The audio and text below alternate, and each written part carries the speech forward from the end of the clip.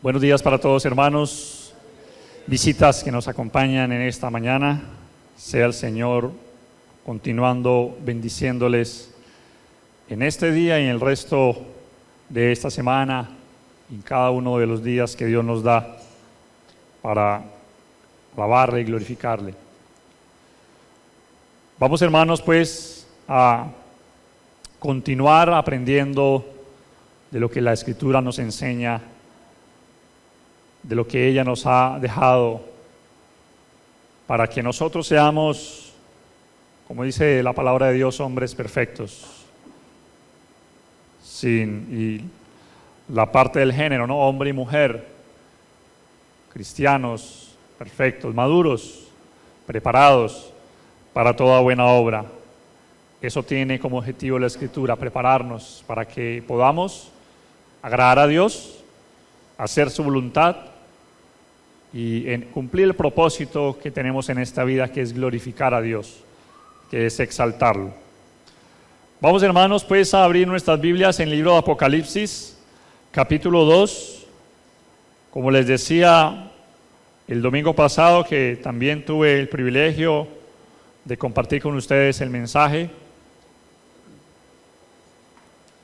y vimos una primera parte de lo que fue el primer mensaje que el apóstol Juan, inspirado por el Espíritu Santo, vio en revelación, estando en la isla de Patmos, preso, exiliado por causa de la palabra de Dios, y que le fue revelado este mensaje a las 7 iglesias de Asia, y de las cuales ya estamos viendo la primera, que es la de Éfeso. Mensajes importantes que primeramente contextualizamos para lo que fue la iglesia, pero que obviamente tiene una aplicación y también una enseñanza para nosotros, porque cada versículo, cada pasaje está escrito para nuestra enseñanza, para la aplicación de nuestras vidas. Dice pues el capítulo 2, verso 1 en adelante: escribe al ángel de la iglesia en Éfeso, el que tiene las 7 estrellas en su diestra, el que anda en medio de los 7 candeleros de oro, dice esto: yo conozco tus obras y tu arduo trabajo y paciencia, y que no puedes soportar a los malos, y has probado los que se dicen ser apóstoles y no lo son, y los has hallado mentirosos. Y has sufrido, y has tenido paciencia, y has trabajado arduamente por amor de mi nombre, y no has desmayado. Pero tengo contra ti que has dejado tu primer amor. Recuerda, por tanto, de dónde has caído, y arrepiéntete, y haz las primeras obras, pues si no, vendré pronto a ti, y quitaré tu candelero de su lugar, si no te hubieres arrepentido. Pero tienes esto, que aborreces las obras de los nicolaitas, las cuales yo también aborrezco. El que tiene oído, oiga lo que el Espíritu dice a las iglesias. Al que venciere le daré a comer del árbol de la vida, el cual está en medio del paraíso de Dios. Oremos. Santo y bendito Padre, en esta mañana continuamos en adoración a ti, Dios, con suprema reverencia, Señor, para escuchar tu voz, tu palabra, que es aliento para nuestras vidas, que es bálsamo para nuestro espíritu, Señor, pero que también, Señor, nos redarguye, nos corrige, nos exhorta, para que podamos caer en cuenta en aquello, Señor, que estamos haciendo mal, y que tú deseas, Señor, que corrijamos. Por eso, Señor, toma el control en estos momentos, Señor, como sabemos, lo has tenido en todo durante este culto. Síguenos, Señor, ayudando. Háblanos, Señor, y abre nuestro corazón para que podamos recibir tu palabra con la mansedumbre de humildad que es requerida. Y ella, Señor, haga una obra poderosa dentro de nosotros para transformarnos, para ya no vivir conforme a los deseos de este mundo, conforme al modelo y al molde, Señor, de este mundo, sino que cada día podamos ser transformados a la voluntad tuya, llenos de frutos de justicia, para que tú, Dios, seas glorificado y tu Hijo amado, el día que venga, Señor, y aparezca por segunda vez, nos encuentre hallados irreprensibles, en santidad, sin mancha, en medio, Señor, de una generación maligna y perversa. Rogamos, pues, tu ayuda y tu dirección, Señor. En el nombre de Jesús, oramos para su gloria y honra. Amén.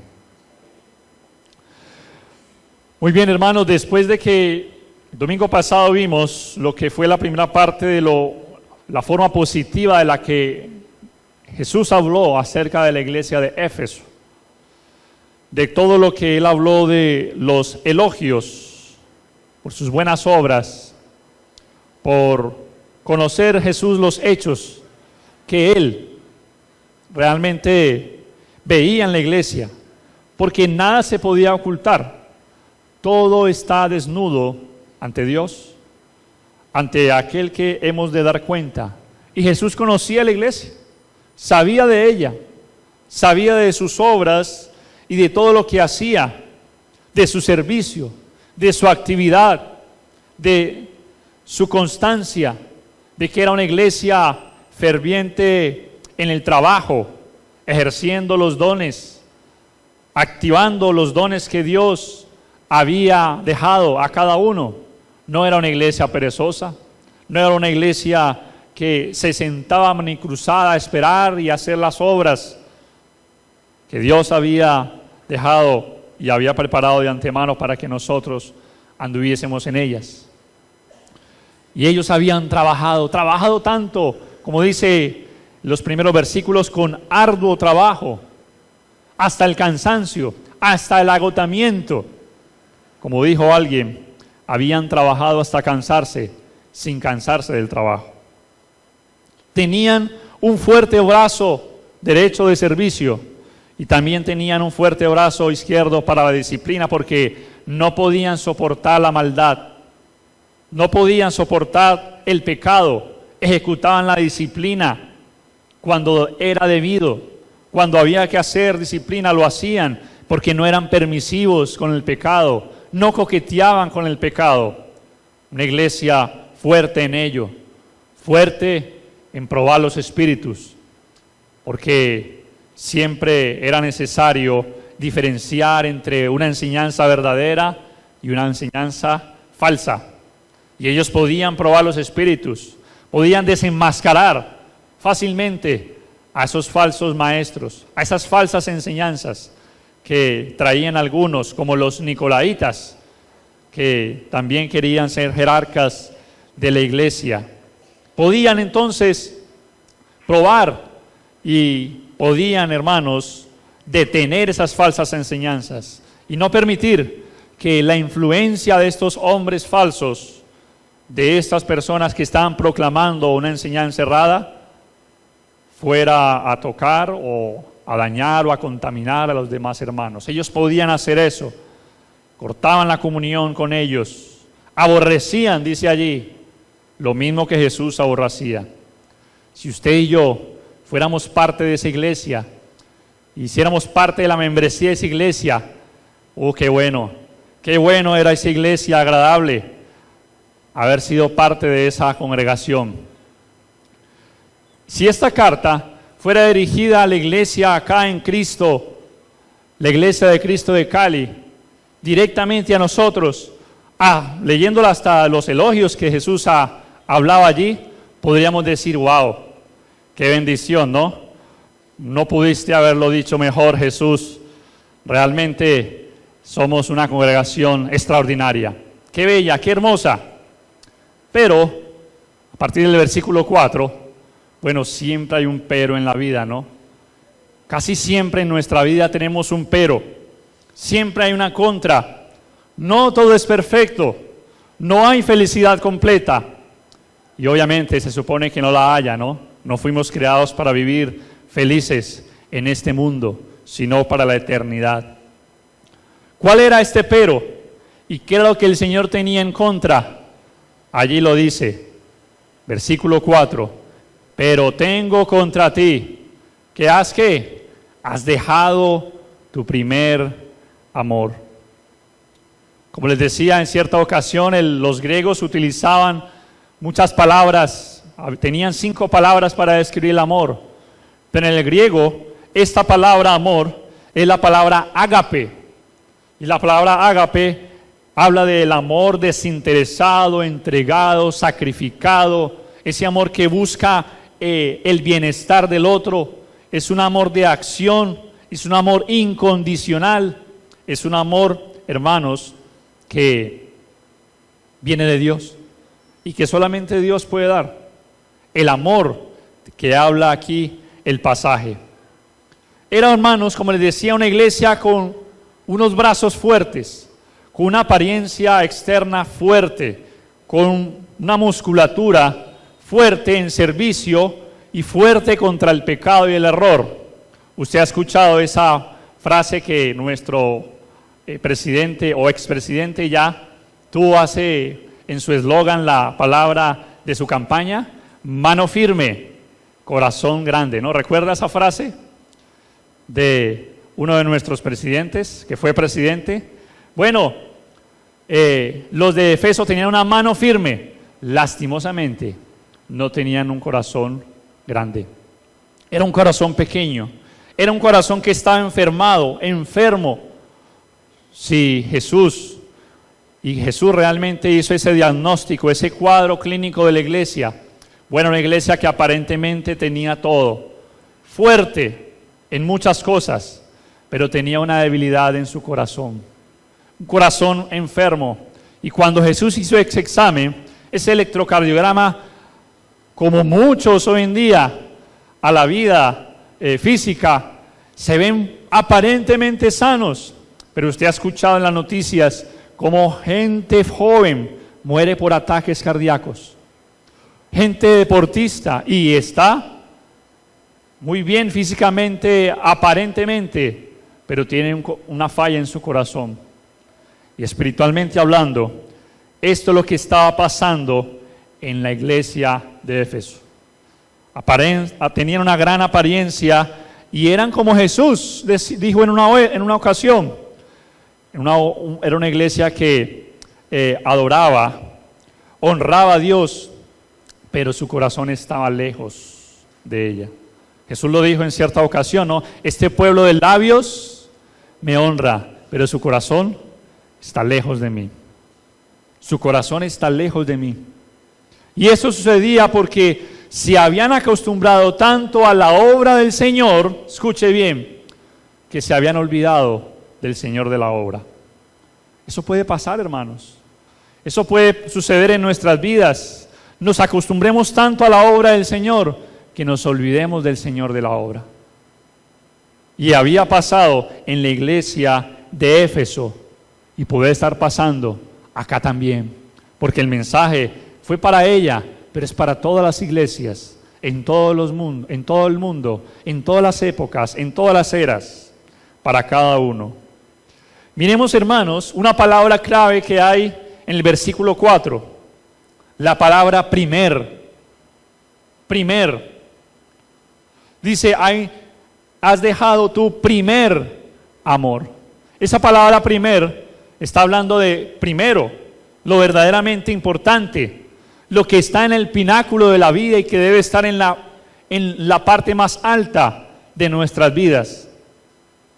Lo primero, en una traducción inglesa, este pasaje, el versículo 4 dice, no amas como al principio lo hacías. No amas como al principio lo hacías. Y hay que recordar, hermanos, que el amor es la clave fundamental, es la base fundamental de la vida cristiana. No se puede vivir la vida sin el amor. Porque Pablo lo dice en 1 Corintios 13, que si nosotros lo sabemos todo, lo entendemos todo, lo diéramos todo y presentamos nuestra mejor ofrenda a Dios, pero que si no tenemos amor, ¿qué dice él? Nada somos. Nada somos. Hagamos las obras que hagamos, a tal punto que el mundo vea nuestras buenas obras, pero si no hay amor, hermanos, no existe cristianismo, no existe realidad, nada.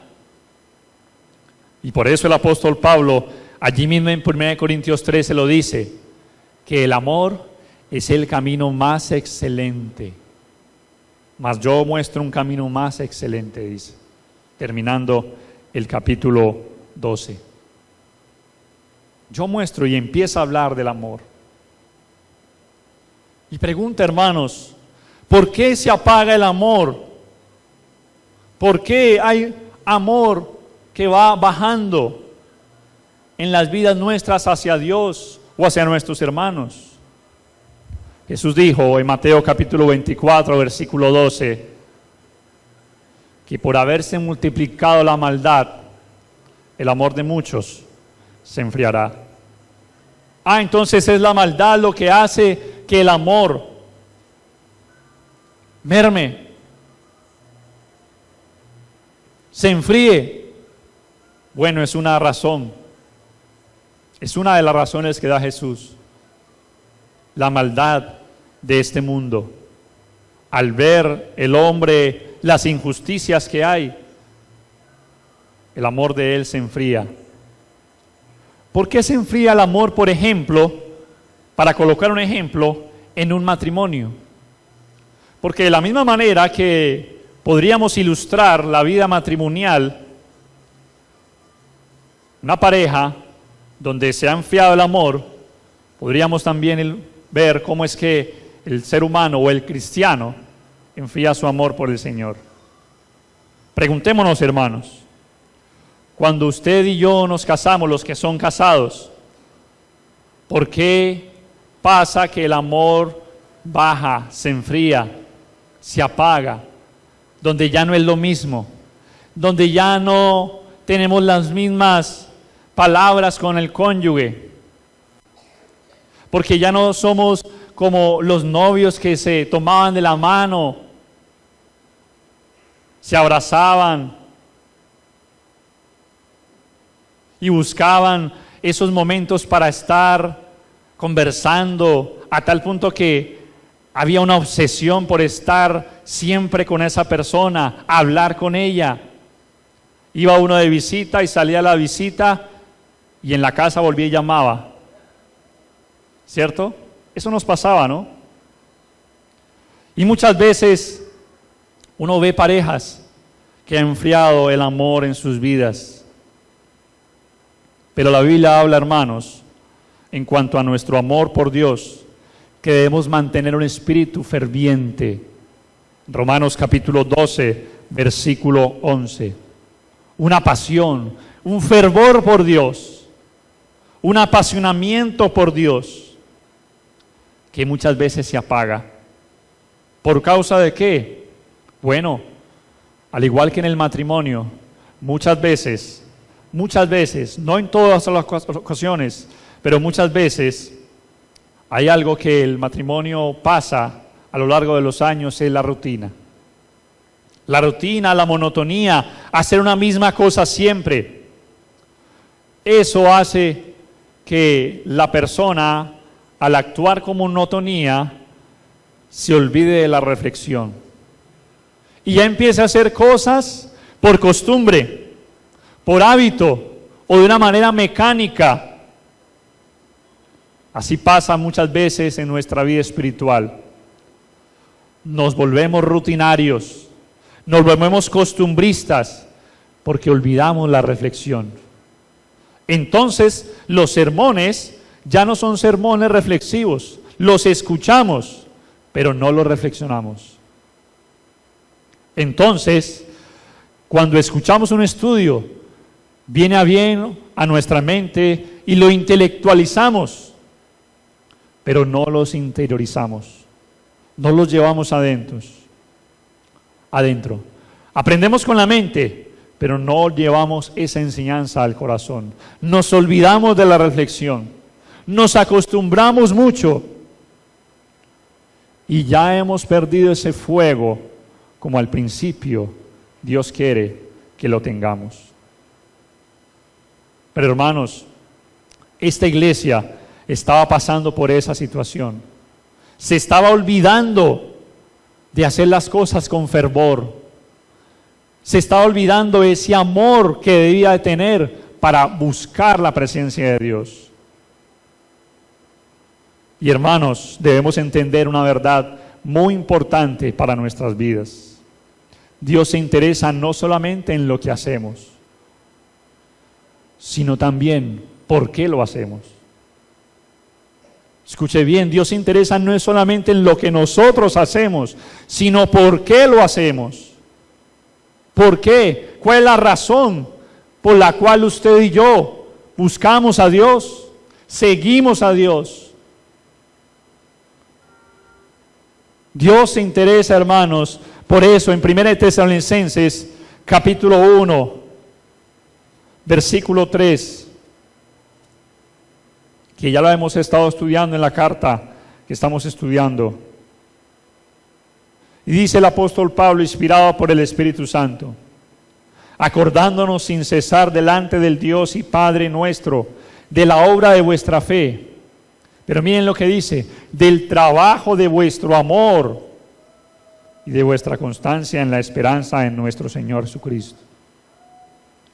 Esta iglesia en Éfeso estaba trabajando, pero no lo hacía como al principio.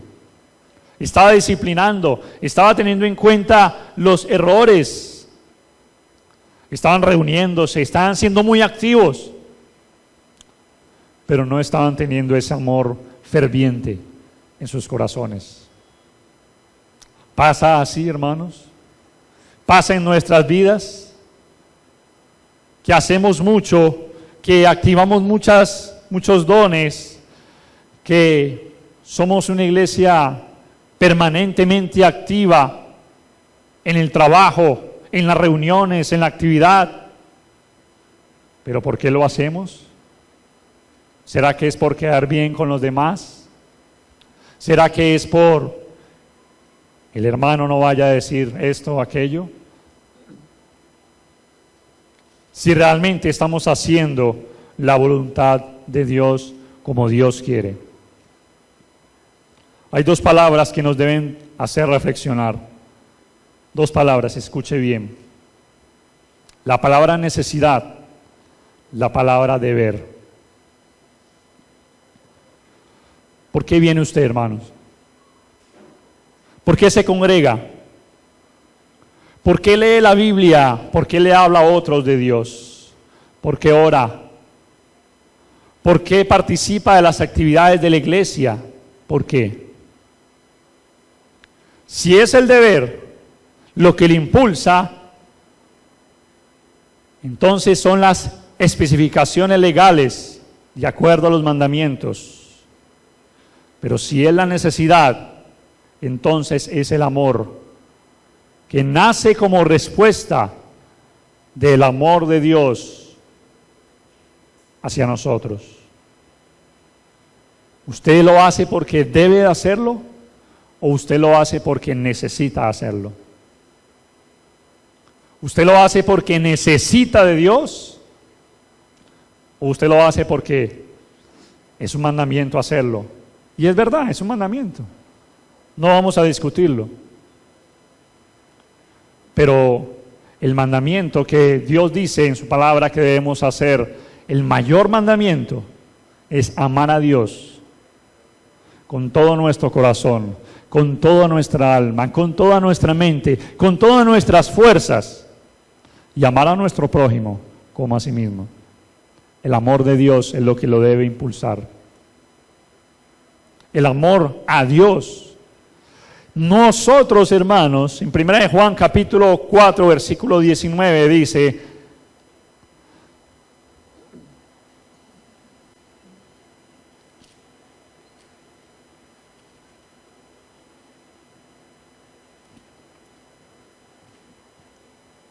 nosotros le amamos a Él porque Él nos amó primero.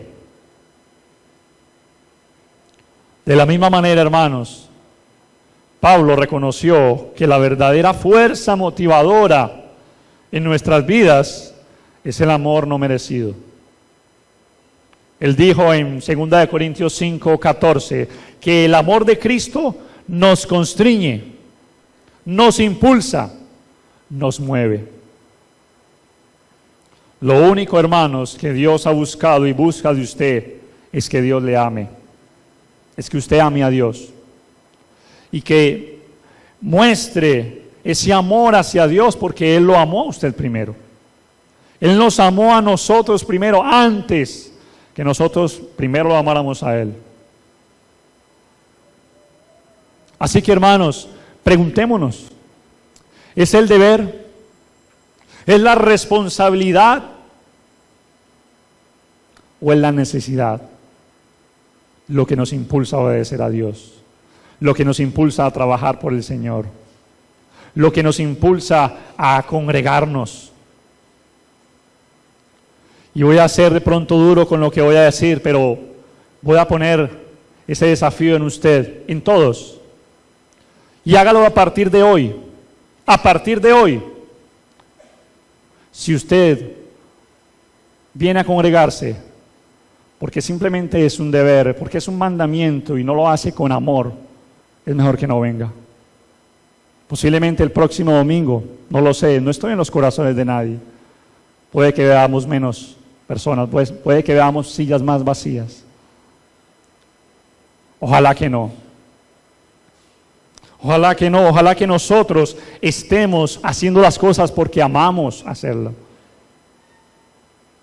Pero si usted lo hace, porque Dios no va a aceptar esa adoración. Si usted lo hace porque, es que tengo que congregarme. Es que tengo que levantarme porque si no hoy, pues, no, hermano, hágalo porque usted siente hacerlo, porque usted ama a Dios. Porque desea buscar la presencia de Dios. Y no porque simplemente es un deber hacerlo. Por eso reflexionemos esas dos palabras. ¿Usted desea a Dios por deber o porque necesita de Dios? ¿O porque usted ama a Dios? Así que es triste, hermanos, cuando en la vida en Cristo se ha vuelto una carga pesada, puros mandamientos y obligaciones. Esa obligación, la asistencia es un mandamiento, la cena del Señor es un mandamiento, ofrendar es un mandamiento, cantar es un mandamiento. Hay que cumplir los mandamientos porque si no, nos condenamos y nos vamos para el infierno. ¿Por qué lo hace usted, hermano? ¿Porque ama a Dios? ¿Cuál es el máximo que Dios pide? Ahora el hermano en la ofrenda decía algo muy cierto. La viuda dio todo sustento. Los hombres, los ricos echaban todo lo que les sobraba. Pero hay algo más que uno debe resaltar en la viuda. ¿Y qué es? Que ella lo hizo con amor. Porque si ella lo hubiera echado simplemente por quedar bien, entonces también no hubiera sido acepta. ¿Cuál es el máximo que Dios requiere para su vida? Como se lo dije una vez a una hermana, creo, Dios va a aceptar todo lo que usted le dé. Así sea poco, pero que usted lo dé con amor. Porque Dios aceptó la ofrenda de la viuda. Dios la aceptó. No tenía que ser mucho. Fue poco, pero Dios lo aceptó. Esteban dio su vida. Dios no la demandó de él. ¿Cuál es pues el máximo que usted le puede dar al Señor? Todo lo que usted le dé al Señor. Eso es lo que Dios va a aceptar cuando usted lo haga con amor. Mientras que la ley se enfatizaba en los mandamientos, la regla, los números, haz esto, haz aquello, haz lo otro, y por tanto vivirás. El amor, hermanos, habla de oportunidad de servir, de amar, de mostrar a Dios cuánto quiero dar a Dios. Es el amor, hermanos, y eso era lo que estaba sucediendo en Éfeso. Ellos tenían muy buenas obras, buen trabajo, buen servicio, activos, pero no amaban como deberían de amar.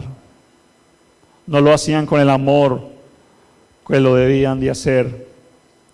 Es triste, hermanos, que se pierda el entusiasmo, que se pierda el fervor espiritual.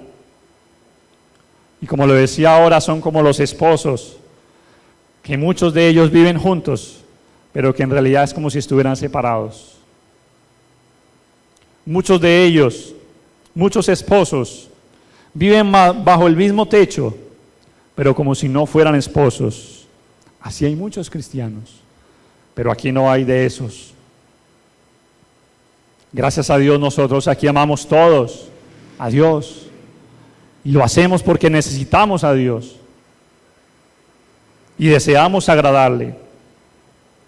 Hay muchos jóvenes, no aquí, pero hay muchos jóvenes que asisten porque sus padres les llevan, porque necesitan hacerlo, porque deben obedecer a sus papás en todo, pero lo hacen porque sus padres los llevan, pero tan pronto crecen y son adultos, se apartan de la iglesia. Y conozco ejemplos, tal vez no aquí, pero sí conozco ejemplos de jóvenes, hijos inclusive de ministros que crecieron pequeños, pero cuando ya fueron adolescentes y jóvenes se apartaron de la iglesia. Cuando ya fueron adultos, entonces asistían porque sus padres los llevaban, o porque realmente tuvieran convicciones claras, firmes, de lo que es seguir al Señor. Porque la fe, hermanos, no se hereda. La fe se aprende, la fe se inculca. El amor debe nacer, como dice Timoteo, de corazón limpio. Amor nacido de corazón limpio. Dios no tiene nietos, Dios tiene hijos. Cada joven debe tener su propia convicción. Cada joven debe tener su propia firmeza en el Señor. Cada uno de nosotros, hermanos. Así que, hermano, hermana, preguntémonos, pregúntese, hermano, y me pregunto a mí mismo, porque este sermón es para mí también. ¿Nos emocionamos todavía al pensar en Cristo? ¿Ya no hace impacto en usted o en mí el maravilloso mensaje del Evangelio? Ya no nos alegra, nos pone gozosos el concepto de la iglesia, de las reuniones, de estudiar la palabra, de orar, de cantar. Ya no se mueven por ahí las mariposas dentro de nosotros.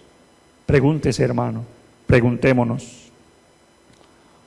¿Será que hay cosas más interesantes en nuestras vidas, en el mundo, como los deportes, los negocios, el trabajo, el día de descanso, el dinero, los placeres, las modas, el poder tener más y más, el disfrutar de las cosas de este mundo y lo de Cristo? Y por eso, hermanos, el Señor Jesús hace la apelación a esta iglesia cuando le dice en el capítulo 2, versículo 5, recuerda.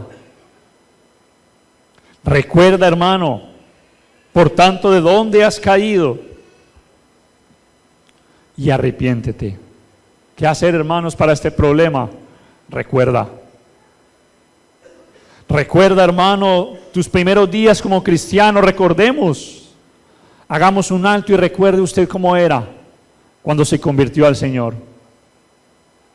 El día de su bautismo. Y los días o los meses o los años después de esto. Después de su bautismo. Después de nuestro bautismo. Recuerde qué hizo el Señor cuando lo salvó, cuando nos salvó de nuestros pecados. En Deuteronomio capítulo 15, versículo 15,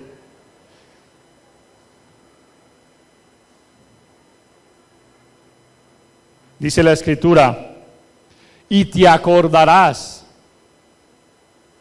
de que fuiste siervo en la tierra de Egipto y que Jehová tu Dios te rescató. Por tanto, yo te mando esto hoy. Acuérdese, hermano. Acordémonos. ¿Qué cosas hacía usted cuando inició en la vida cristiana? Cuando iniciamos en nuestra vida. ¿Qué cosas hacíamos? ¿Cómo nos comportábamos?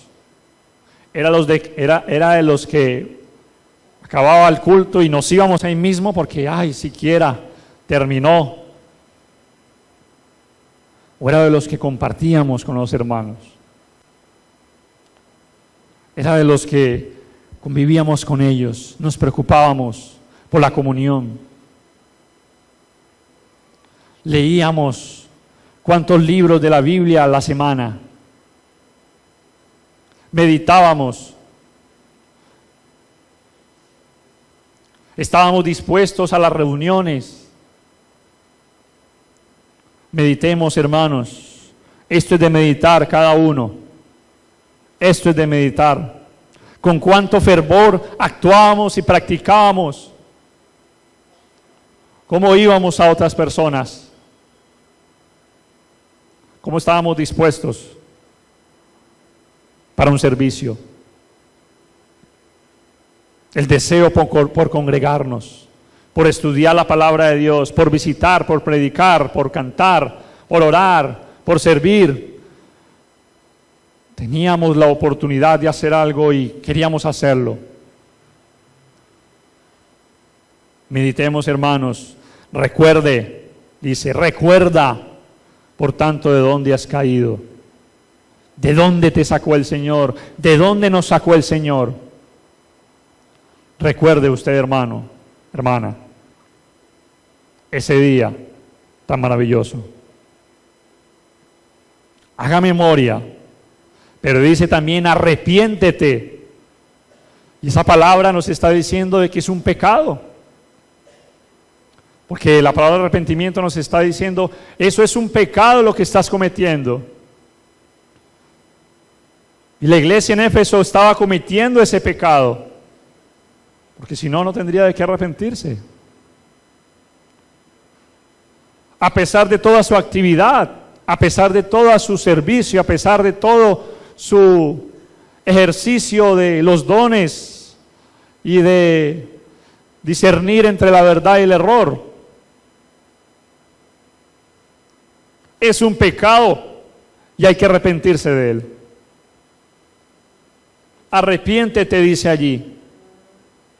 Arrepiéntete, y le está hablando a la iglesia. Hoy, hermanos, hagamos un compromiso con el Señor.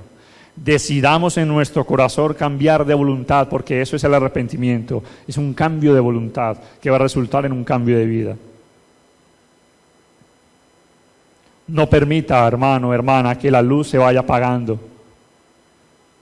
Porque eso es lo que pasa lentamente. Y por eso es que pasa lo que pasa. Porque no es algo que sucede de la noche a la mañana. Usted no se enfría de la noche a la mañana. Eso va lentamente, anestésicamente, así, sin que usted lo sienta.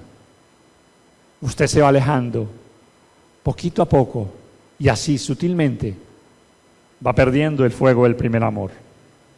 Y así como los bombillos, ¿ha visto? Se van apagando, hasta que ya no dejan de dar su luz. Debemos arrepentirnos, hermanos,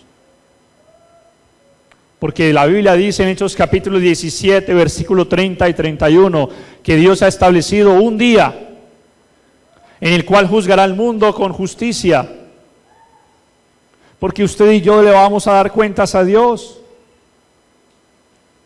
de lo que hemos hecho. Todos nos presentaremos ante el tribunal de Cristo, cada uno, para que demos cuenta de lo que hemos hecho mientras estuvimos en este cuerpo, sea bueno o sea malo.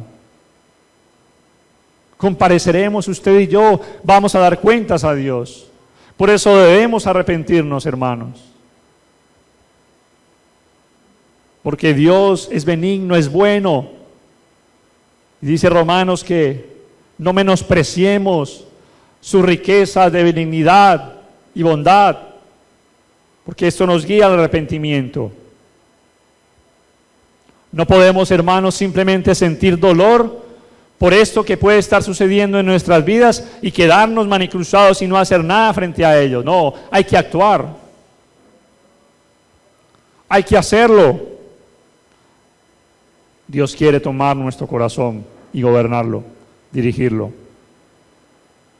Haz las primeras obras. ¿Qué hacíamos, hermanos, que era diferente de la manera como nos comportábamos hoy? ¿Qué hacíamos nosotros que marcaba la diferencia y en realidad uno medita y dice, bueno, yo ya no hago esto que en realidad al principio hacía? Cada uno, hermanos, debe de buscar. Puede que muchos disfrutaran más de la comunión, desearan servir y buscaran oportunidades para ayudar. Haz las primeras obras, pues si no, vendré pronto a ti y quitaré tu candelero de su lugar. El candelero es la iglesia. Es decir, que iba a ser, si no se arrepentía la iglesia, iba a ser una iglesia que ya no iba a tener la protección de Dios. Quitaré, dice allí.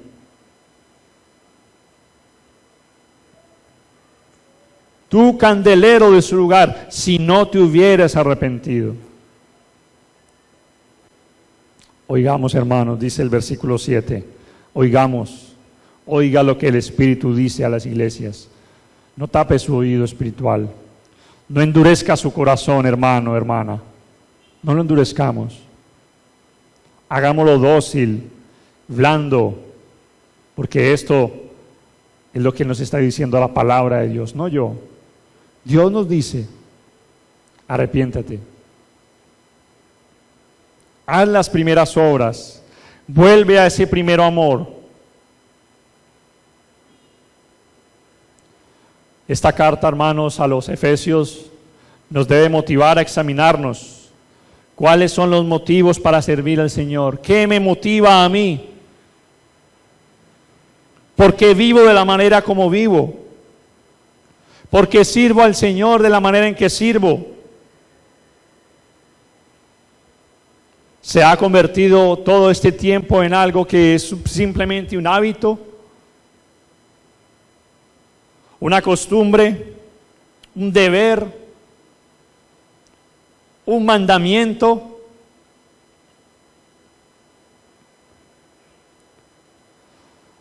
Les ayudo a otros esperando que me alaben. Obedezco a Dios y sus mandamientos porque lo amo a Él y Él es su causa y a su causa.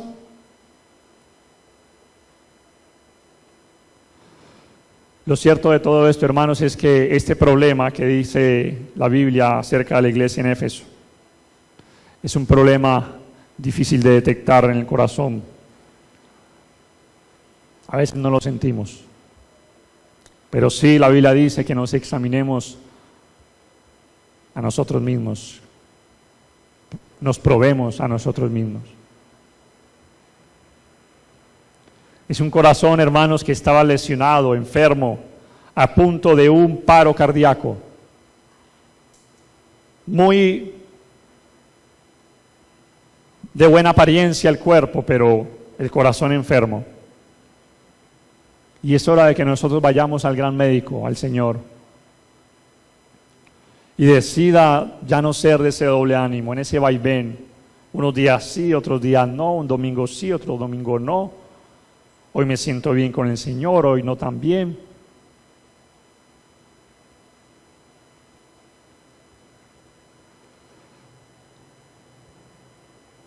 Hoy es el día de comenzar, hermanos, y de reavivar la chispa.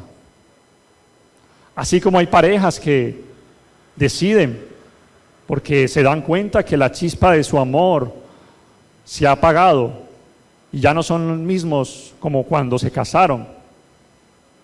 Y deciden en su corazón ya no vivir más así y sacar tiempo para el Señor de la obra, en adorarle, en adoración. Usted y yo, hermano, necesitamos tomar la decisión de realmente volver, porque podríamos estar en casa y estar alejados. Qué contradictorio puede parecer, pero el hermano mayor del hijo pródigo estaba en casa y estaba alejado.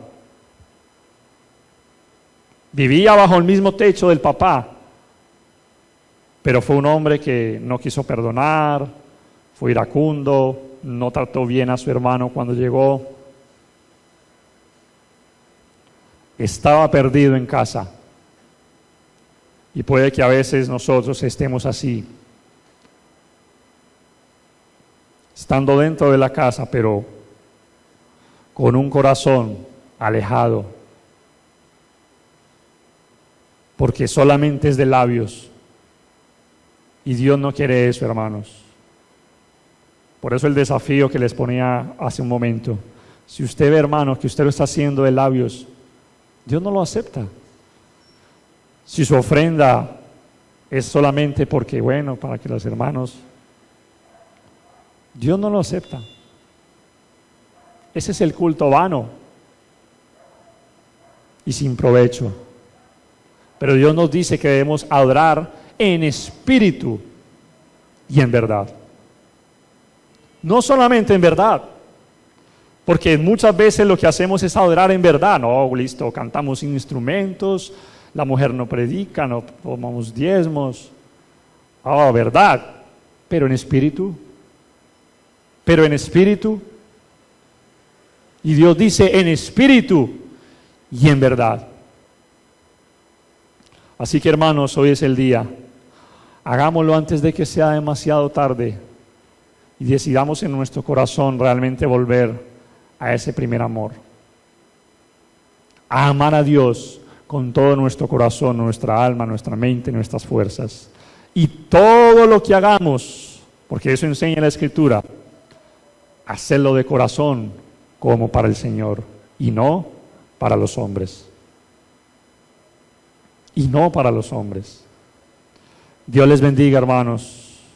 Que Dios nos ayude y nos dé ese valor para arrepentirnos, para tomar decisiones en nuestra vida. Dios les guarde.